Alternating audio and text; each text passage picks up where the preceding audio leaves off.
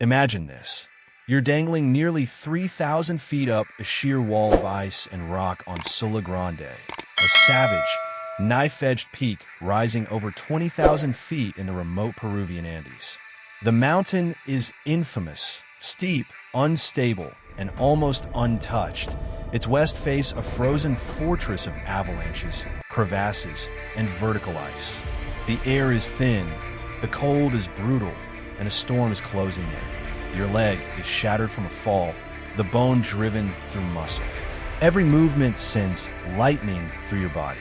Below you is nothing but a black void of glaciers and cliffs.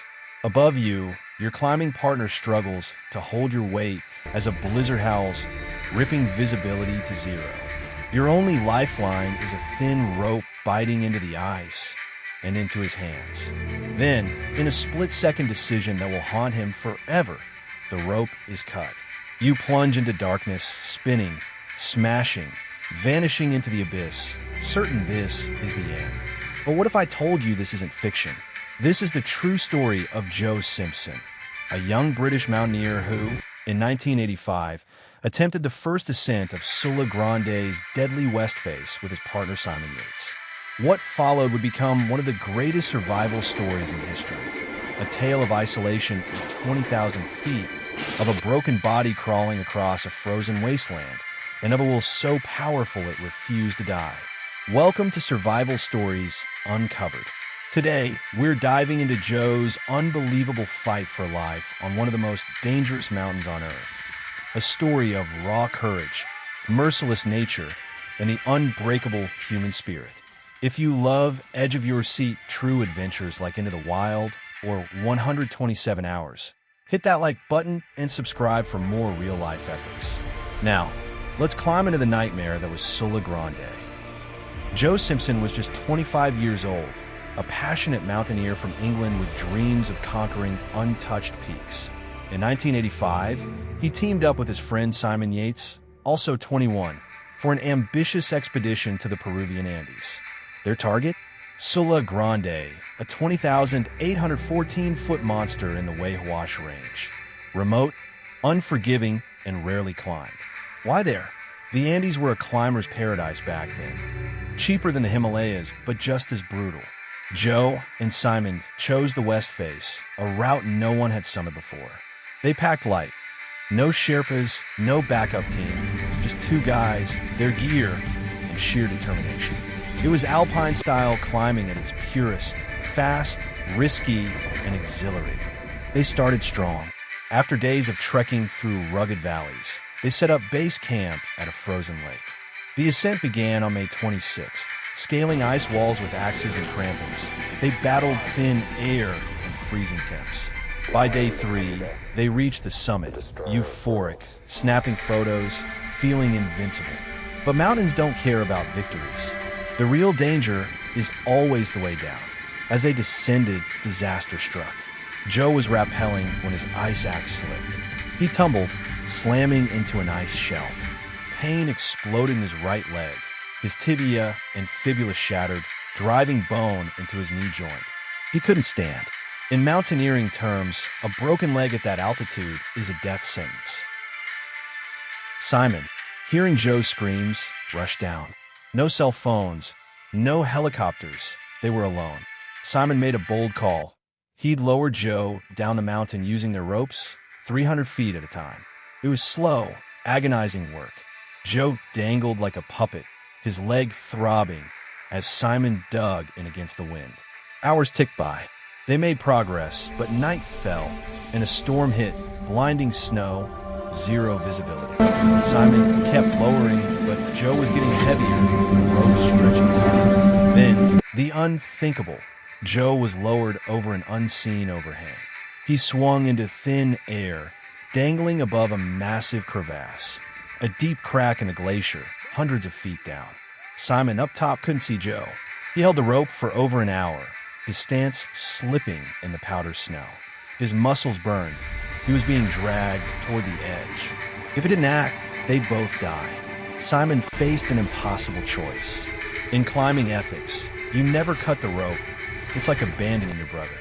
But logic screamed otherwise. Joe wasn't responding to tugs on the rope. Simon assumed he was dead or unconscious. With frostbite setting in and his own life slipping away, Simon pulled out his pocket knife. One slash, the rope severed. Joe plunged into the void. Simon later said it haunted him. "I cut the rope. I killed my friend." Devastated, he staggered down alone, reaching base camp in tears. Their tent mate, Richard Hawking, who stayed behind due to illness, consoled him. They mourned Joe, packing up to leave. No body recovery possible in that terrain. But Joe wasn't dead. Far from it. Joe fell 150 feet into the crevasse, landing on a fragile ice bridge. Miraculously, it held. Dazed and shocked, he assessed. Broken leg, possible internal injuries, no food, no water. Pitch black. Temperatures plummeting to minus 20 degrees Fahrenheit. His first thought? Rage at Simon for cutting the rope.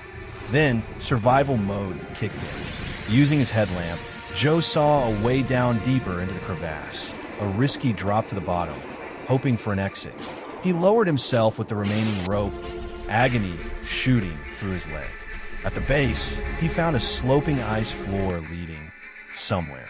No turning back. For 3 days, Joe crawled through this frozen hell. He hopped on his good leg, dragged the bad one, using his ice axe as a crutch. Dehydrated, he licked ice walls. Hallucinations set in, voices urging him on or to give up. One voice, he later said, was like a stern coach. "Keep moving, idiot." The struggle was pure drama. His knees swelled like a balloon, infection mode. He rationed painkillers, but the pain was relentless, like fire in his bones. Yet, courage fueled him. Joe remembered survival stories he'd read. Break it into small goals. Just reach that next rock. Finally, light ahead, an exit.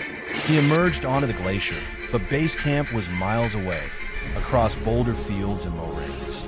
No path, just chaos. Out of the crevasse, Joe's nightmare continued. He had no tent, no sleeping bag, just his clothes and willpower.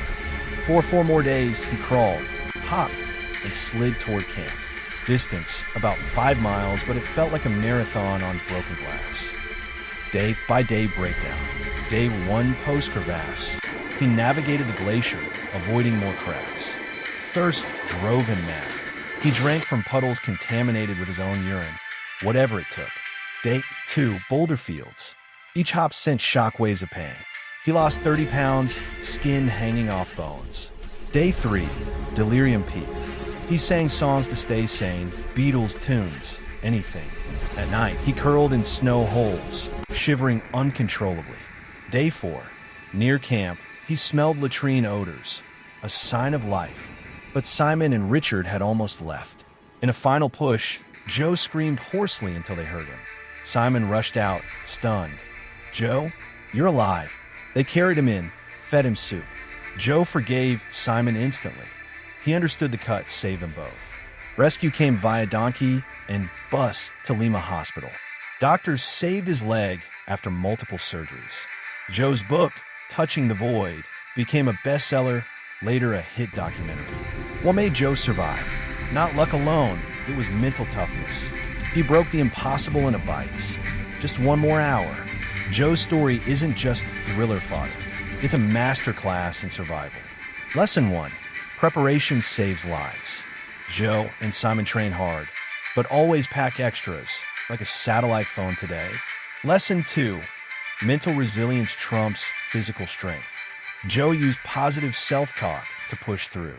In everyday life, when you're stuck in a crevasse, like job loss or illness, focus on small wins. Lesson 3. Forgiveness heals. Joe never blamed Simon.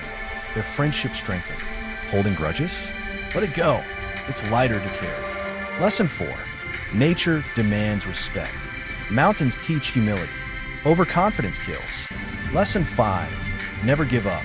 Joe's mantra. Dying is easy. Living takes effort. Apply it to your goals. Suggestions for you. If you're inspired, start small. Hike a local trail. Build that adventure spirit. Read Touching the Void or watch the film. Join a climbing gym for safe thrills. For preppers, stock a survival kit. Water filter first aid, multi-tool, and always tell someone your plans. What do you think? Could you survive like Joe? Drop your thoughts in the comments. If this story gripped you, push that like button, subscribe for more survival sagas, and hit the bell for notifications. Share this with a friend who needs motivation.